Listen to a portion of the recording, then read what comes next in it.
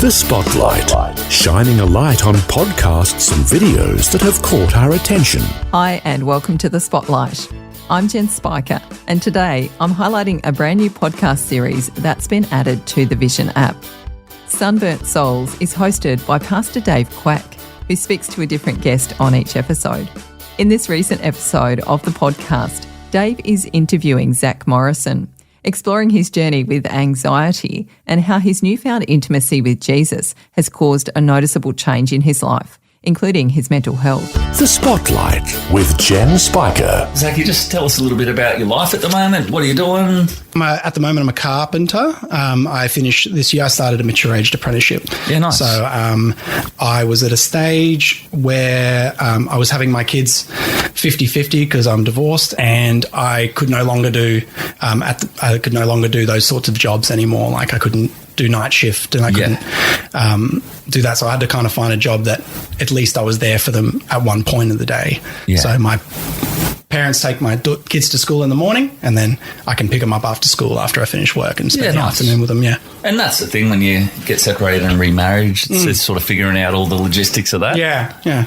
Okay, that's cool. So you've remarried, and tell us about your wife. Yeah. She's great. She is a stay-at-home parent and a carer for our son, her son, Archer, and he's just got disabilities, and she needs to be home to be able to look after him and take him to appointments. And, okay, so that's all sorts of things like that. Full-time care, yeah.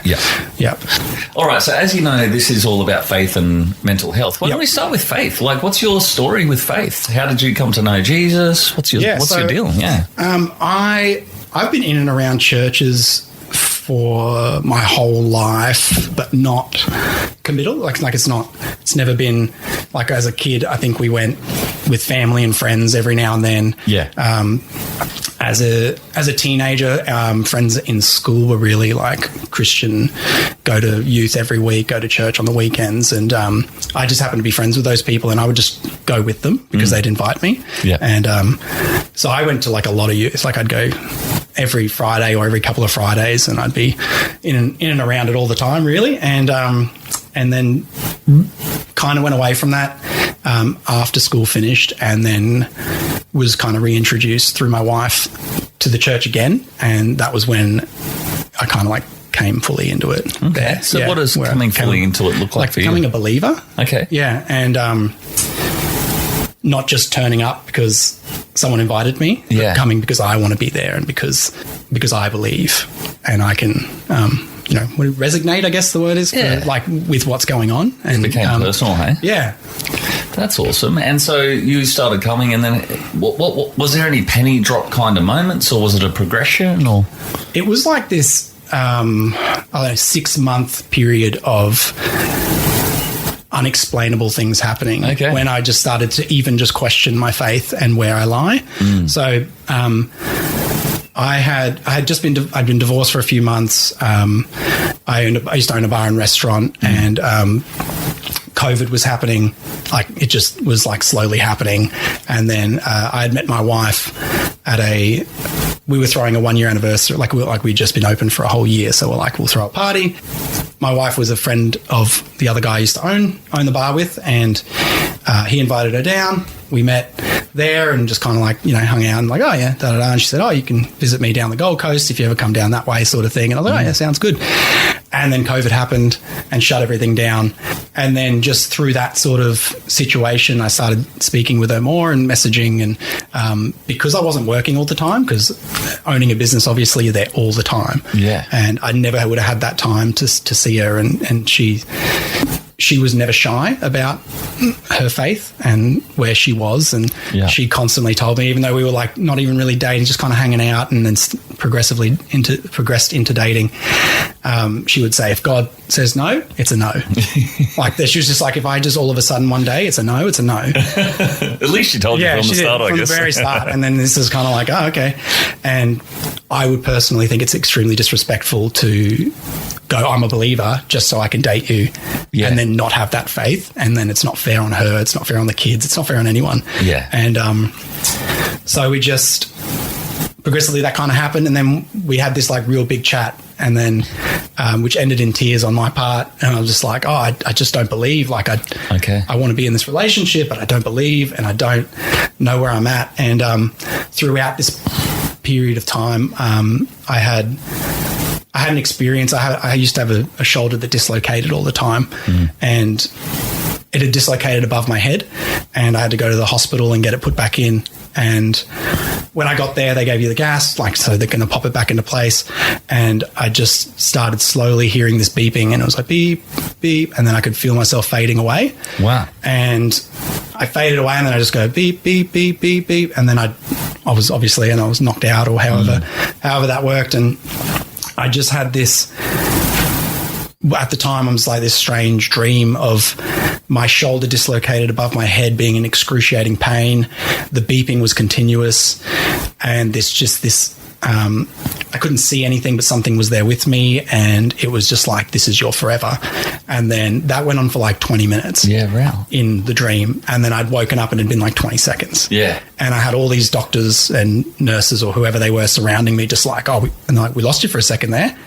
Like, obviously I'm not hooked up to anything, so you don't know where my, vitals heartbeat are, like, all that sort of stuff.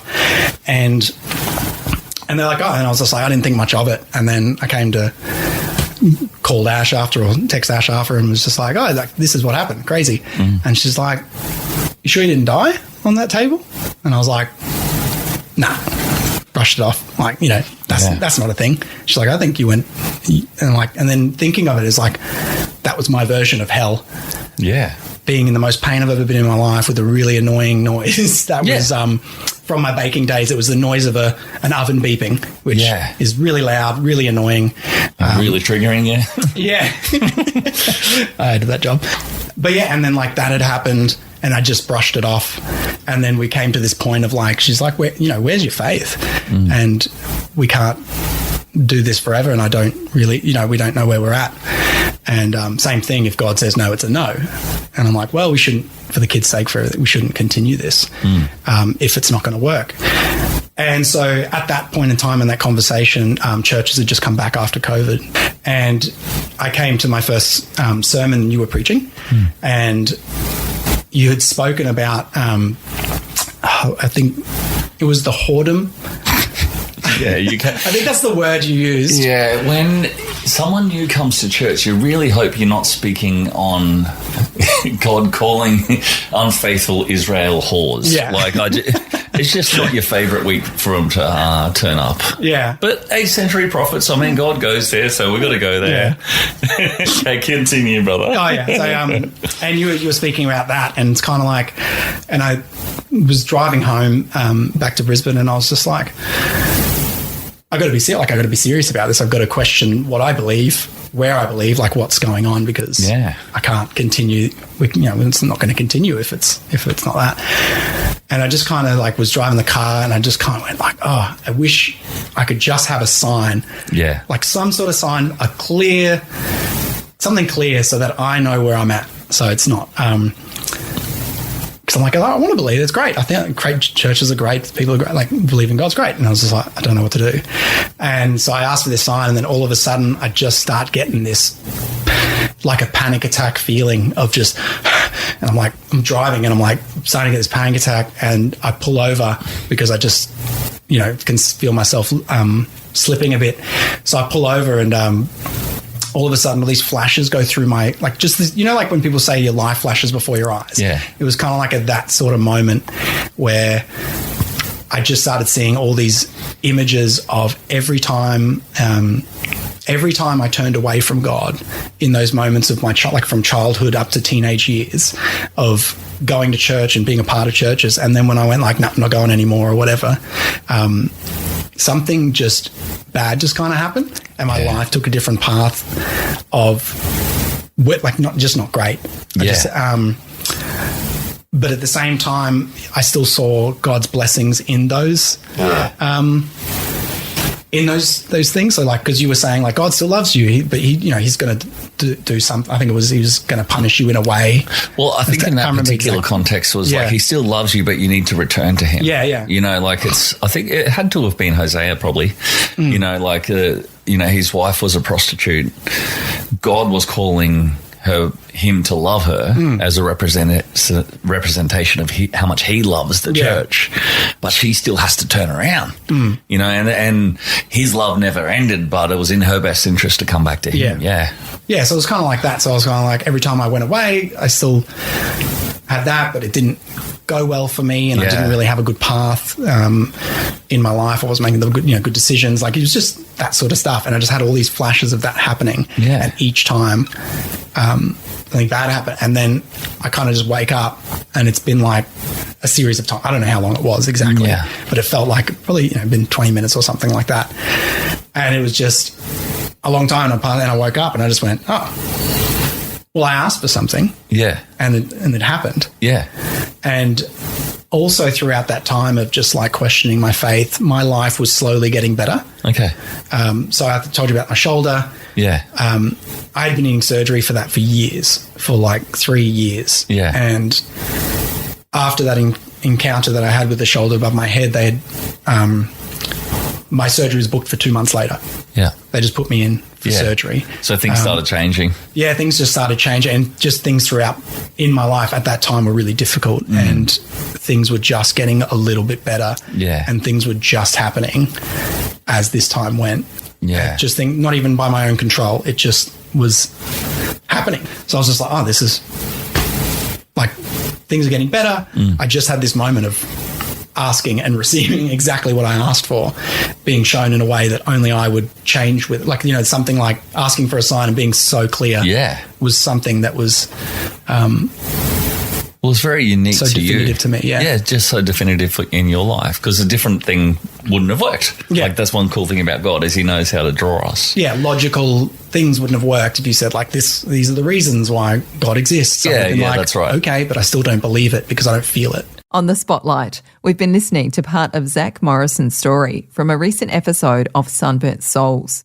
We'll hear more of this conversation next time, but you can listen to this full episode right now in the Vision app. Find it by tapping the podcast tab and searching for Sunburnt Souls. This episode with Zac is titled Tattoos, Anxiety and Intimacy with Jesus. My name is Jen Spiker. Join me next time on The Spotlight as we hear more of Zac's story and how his relationship with Jesus helped him overcome debilitating panic attacks. For more great podcasts and videos like the one featured today, check out vision.org.au or the free Vision app.